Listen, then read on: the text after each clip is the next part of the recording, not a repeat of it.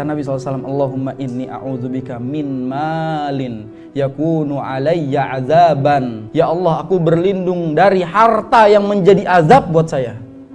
Harta bisa jadi azab nggak Pak? Bisa nggak? Lah orang kita aja mati nggak ada harta, kok jadi azab? Jelas harta itu bisa jadi sumber nikmat, bisa menjadi sumber azab. Itu yang Nabi SAW katakan, tidak akan melangkah kaki kita di hadapan Allah sampai kita ditanya dari mana kita dapetin harta dan dikemanakan harta yang Allah SWT titipkan. Jadi kita dapatnya dari mana itu ditanya, dan kita kemanakan itu juga ditanya. Maka dalam hal ini harta bisa jadi azab. Contohnya apa? Harta yang haram itu tidak akan menjadi sumber kehidupan bagi yang makan. Uang hasil yang haram itu nggak akan menjadi daging, karena semuanya akan kebakar hangus oleh Allah Subhanahu Wa Taala dari hal-hal yang lain, keburukan-keburukan yang lain.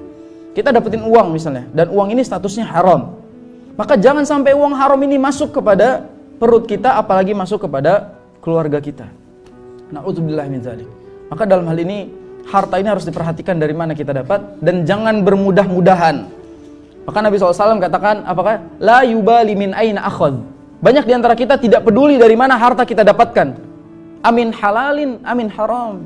Dari yang halal apa dari yang haram. Bahasa zaman sekarang apa? Nyari yang haram aja susah, apalagi nyari yang halal.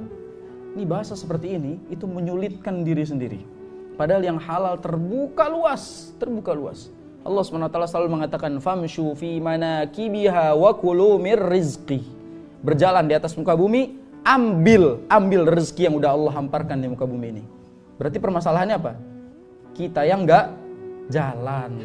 Kita yang enggak jalan. Rezekinya udah Allah hamparin, kita yang enggak jalan. Maka di sini usahanya bergerak dulu, karena rezekinya udah disiapin. Saya mau tanya nih kepada para suami, istri anak makan dari uang siapa?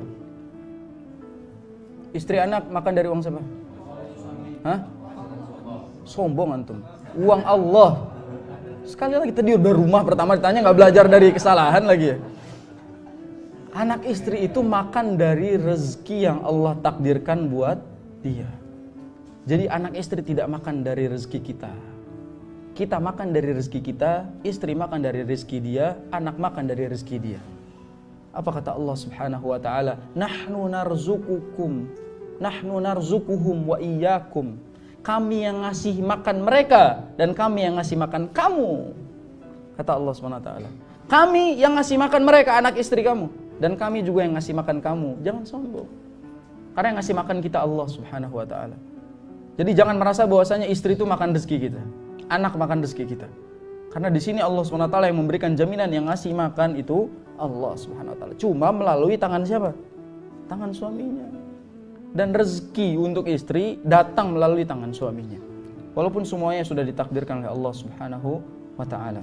Maka jangan sekali-kali suami itu menyombongkan dirinya karena dari tangannya lah dia memberikan makan kepada keluarganya. Lagi pula nafkah itu wajib. Ya. Kalau wajib ya memang udah kewajiban kita, nggak usah ditanya lagi dan nggak usah sombong dengan kewajiban gitu.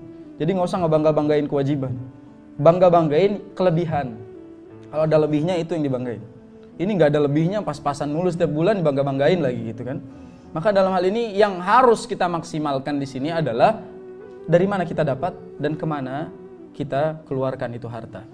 Na'udzubillah, kalau sampai anak istri kita makan harta yang haram, itu akan tumbuh sebagai anak dari hasil yang haram, bukan perbuatannya tapi dari hartanya. Karena harta itu bisa membuah daging, dan dari harta yang haram semua yang kita minta, semua yang kita angkat dan doa kepada Allah SWT nggak akan diterima sama Allah.